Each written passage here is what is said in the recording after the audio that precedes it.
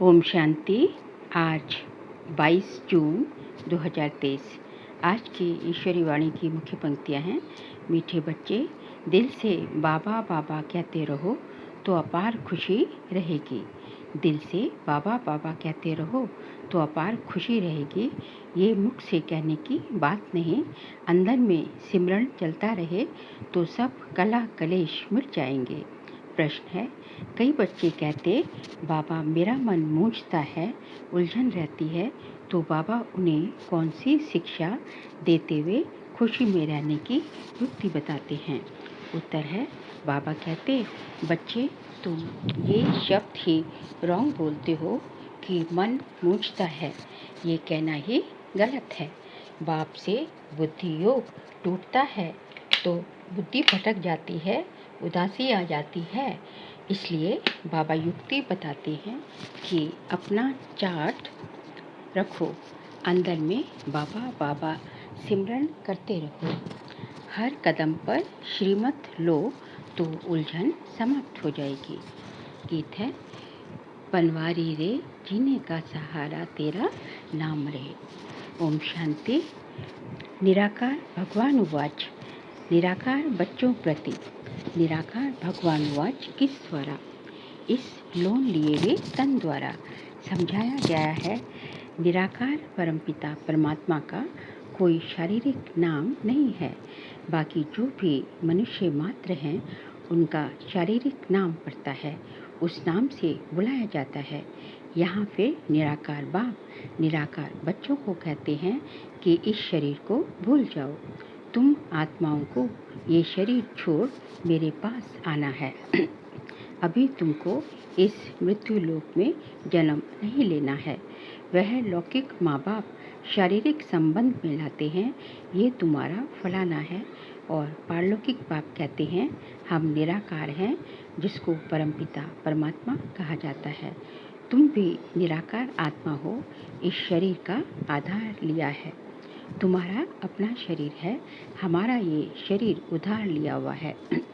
अभी तुम मुझ बाप को याद करो, मैं तुम आत्माओं का निराकार बाप हूँ। बाबा बाबा अक्षर बोलो। कभी कभी कोई बच्चे कहते हमारा मन मूंझता है, मन को खुशी नहीं है। अरे मन अक्षर क्यों कहते हो? बोलो बाबा हमको क्यों भूल जाता है? बाबा जो हमको स्वर्ग के लिए लायक बनाते हैं उनको हम क्यों भूलते हैं? शरीर का भान छोड़ देही अभिमानी बनो। बाबा कहते हैं अब तुमको वापस आना है, मुझे याद करो। निराकार बाबा निराकार आत्माओं को कहते हैं बाबा बाबा करते रहो। ये बाप है और माता फिर है गुप्त। फादर के साथ माता तो जरूर चाहिए ना। दुनिया में कोई को पता नहीं कि बाप इनके द्वारा मुख वंशावली बनाते हैं, तब उनको फादर कहते हैं। फिर मदर कहाँ? जगदम्बा को नहीं कहेंगे। जगदम्बा तो निमित्त है संभालने के लिए, क्योंकि ये मेल होने के कारण संभाल न सके, इसलिए जगदम्बा है। उनकी भी माँ ये है, ब्रह्मा बड़ी माँ है। ये सब है ब्रह्मा कुमार कुमारियाँ। वह कहते हैं माता पिता। तो ये बाप बैठ समझाते हैं, ये कोई साधु संत का काम नहीं। आगे बाबा ने कहा बाप स्वर्ग की स्थापना करते हैं, माया रावण नरक बनाने लग पड़ती है। बाप स्वर्ग सुख देने आते हैं, माया दुख देती है। ये है ही सुख दुख का खेल और है भारत के लिए। भारत हीरे जैसा था, अब कौड़ी जैसा बन पड़ा है। भारत में पवित्र गृहस्थ धर्म था, जिन्हों के चित्र हैं। लक्ष्मी नारायण का राज्य था, परंतु वह कब स्थापन हुआ ये कोई जानते नहीं। कल्प की आयु लाखों वर्ष कह देते हैं। तुम बच्चों को समझाया जाता है 5000 वर्ष पहले इन लक्ष्मी नारायण का राज्य था। फिर Lakshmi Narayan the first second third चलते हैं, 8 गद्दियाँ चलती हैं। फिर चंद्रवंशी में 12 चलती हैं। डिनेस्टी होती है ना, मुगलों की डिनेस्टी, सिखों की डिनेस्टी। बच्चों को समझाया जाता है 5000 वर्ष पहले भारत में एक ही लक्ष्मी नारायण का राज्य था। वर्ल्ड ऑलमाइटी अथॉरिटी गवर्नमेंट थी, वह बाप ही बनाते हैं। भारतवासी मांगते भी ये हैं। अभी तो अभी तो रजाई है नहीं कि ना किंग क्वीन है, ये है ही प्रजा का प्रजा पे राज्य, क्षण भंगुर का इनमें कोई सुख नहीं। जितना समय पास होता जाता दुख ज़्यादा होता जाएगा। इनको मृगतृष्णा समान सुख कहा जाता है। शास्त्रों में द्रौपदी और दुर्योधन का एक मिसाल भी है।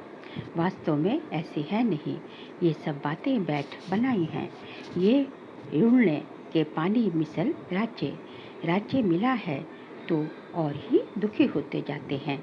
ब्रिटिश गवर्नमेंट के समय इतना दुख नहीं था, बहुत सस्ताई थी। अभी तो हर चीज़ की कितनी महंगाई हो गई है। फैमिन, अकाल, मूसलाधार बरसात, अर्थक्वेक आदि ये सब सामने आएंगे। मनुष्य पानी के लिए हैरान होंगे। अभी तुम बच्चे अपना तन मन धन भारत को स्वर्ग बनाने की सेवा में स्वाहा करते हो, बाप को मदद करते हो। बाप फिर world almighty authority, one government one राज्य स्थापन करते हैं। हाहाकार के बाद फिर जय जयकार होना है। जो विनाश का साक्षात्कार किया है वह प्रैक्टिकल इन आँखों से देखना है।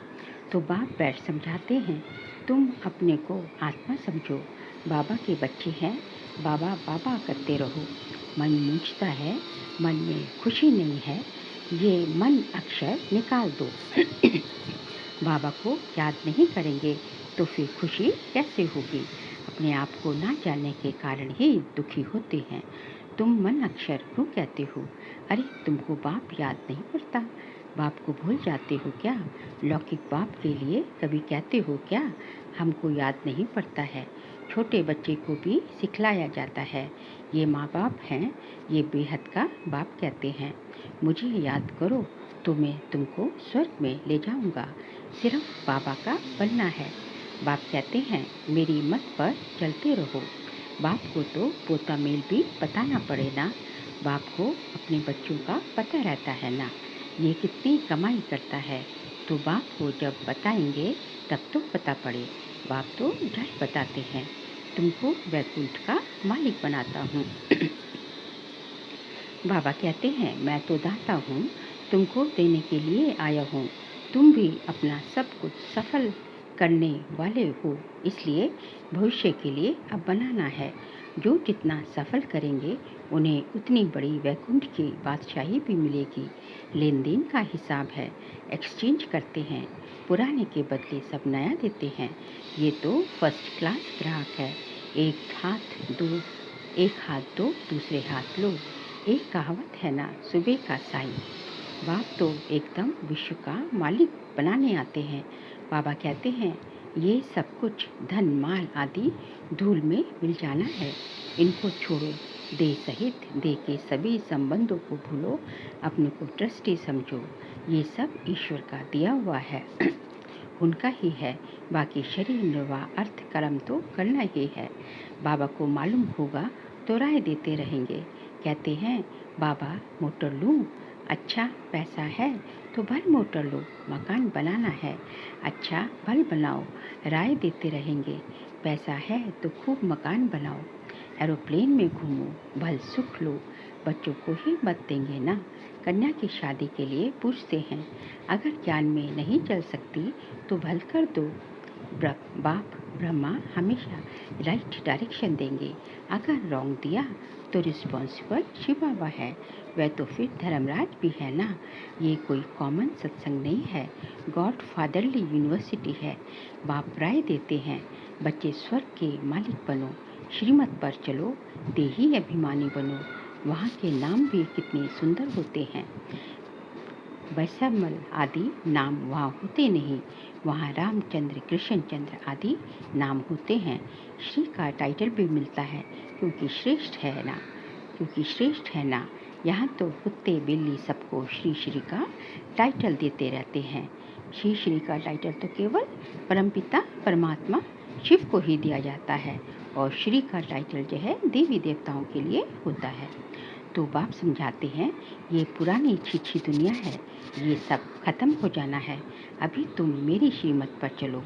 श्रीमत भगवत गीता है मुख्य, बाकी वेद शास्त्र आदि तो अनेक हैं। बाप ब्राह्मण देवता क्षत्रिय तीनों धर्म स्थापन करते हैं। फिर इब्राहिम अपना धर्म स्थापन करते हैं। उनका शास्त्र फलाना है। अच्छा, वेद किस धर्म का शास्त्र है? कुछ भी पता नहीं। संन्यास धर्म का शास्त्र कोई वेद नहीं। अगर वेद शास्त्र है तो वही पढ़ें।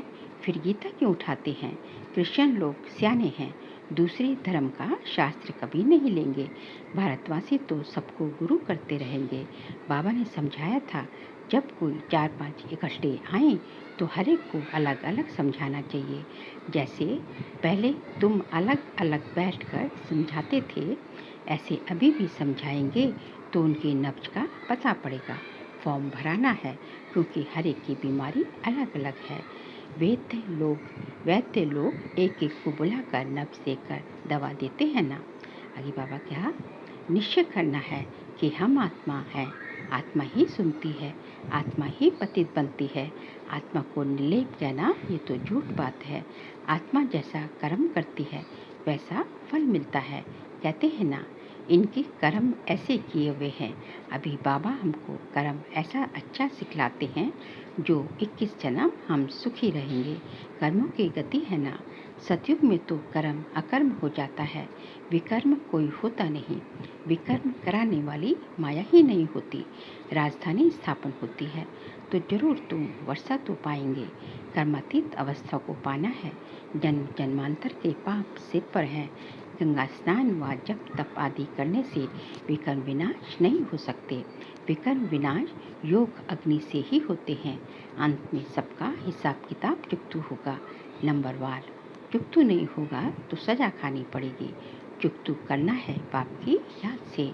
याद नहीं करते तब आत्मा मुरझाती है। बाप कहते हैं, मेरे को याद नहीं करेंगे तो माया वार करेगी। जितना हो सके याद करो। कम से कम 8 घंटा तक याद रहेगी तो तुम पास हो जाएंगे। चार्ट रखो। तूफान तब आते हैं जब अपने को आत्मा समझ बाप को याद नहीं करते। गाते भी हैं, सिमर सिमर सुख पाओ। अंदर सिमरना है, चुप रहना है। राम राम व शिव शिव नहीं कहना है। याद से मन से याद करना है, मुख से नहीं। मुख नहीं, मन की याद है ये। याद से तुम्हारे कला कलेश मिट जाएंगे, तुम निरोगी बन जाएंगे। सीधी बात है, बाप को भूलने से ही माया का थप्पड़ लगता है। बाप कहते हैं, रहो भी भल गृहस्थ व्यवहार में, कदम कदम पर बाबा से राय पूछते रहो। कहा पाप का काम ना हो जाए। कन्या ज्ञान में नहीं आती है तो उनको देना ही कन्या ज्ञान में नहीं आती है तो उनको देना ही पड़े। बच्चा अगर पवित्र नहीं रह सकता तो अपना कमा सकते हैं, वो जाकर शादी करे। कई बार फिर बाप की मिल्कियत पर बड़ा झगड़ा करते हैं, पूरा समाचार नहीं देते हैं। वह हुए सोतेले मातेले हर एक बात बाबा को जरूर बताएंगे। बाप को समाचार नहीं देंगे तो बाप कैसे जानेंगे? यहाँ तुम्हारा चेहरा हर्षित मुख होगा तब वहाँ भी तुम सदा हर्षित मुख रहेंगे। कहाँ? सतयुग में। बिरला मंदिर में लक्ष्मी नारायण का कितना फर्स्ट क्लास चित्र है, परंतु जानते नहीं कि ये कब आए थे। अभी वह भारत का राज्य कहाँ गया? तुम जाकर समझा सकते हो। पहले थी सतो प्रधान अभिवचारी भक्ति, फिर बाद में व्यभिचारी रजो तमो प्रधान भक्ति होती है। आगे तो परमात्मा को बेअंत कहते थे, अभी कहते हैं सब ईश्वर ही ईश्वर है, इसको तमो बुद्धि कहा जाता है। तो ऐसे नहीं कहना चाहिए कि हमारा मन नहीं लगता। ये तुम क्या कहते हो? बाप को भूलने से ही ये हाल होता है। बाप को याद करो तो खुशी का पारा चढ़ा रहेगा। बाप को याद करने से ही बड़ी भारी कमाई है। सारी रात बाप को याद करो, नींद को जीतने वाले बनो। गाते आए हो बलिहार जाओ, अब कहते हैं मैं आया हूँ तो मामे कम याद करो ना। मुझात्मा का बाप वह है, उनको याद करना है। इनसे ममत्व मिट जाना चाहिए।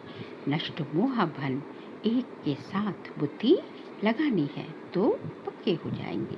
दे और दे के सभी धर्मों को इस पुरानी दुनिया सहित जो है सब कुछ भूलना है और एक जो सबसे नष्ट मोह बनना है और एक जो बुद्धि जो मन बुद्धि अपनी पापा के साथ लगानी है। नष्ट मोह भन एक के साथ बुद्धि लगानी है तो पक्के हो जाएंगे। मुझे अब नए घर जाना है, पुराने घर से क्या ममत्व रखे। नया घर क्या है? हमारा जो है नया घर सतयुग तैयार हो रहा है, नई दुनिया तैयार हो रही है, इसलिए कलयुग से क्या ममत्व रखना है। नया मकान बनाया जाता है तो फिर पुराने दिल हट जाती है ना।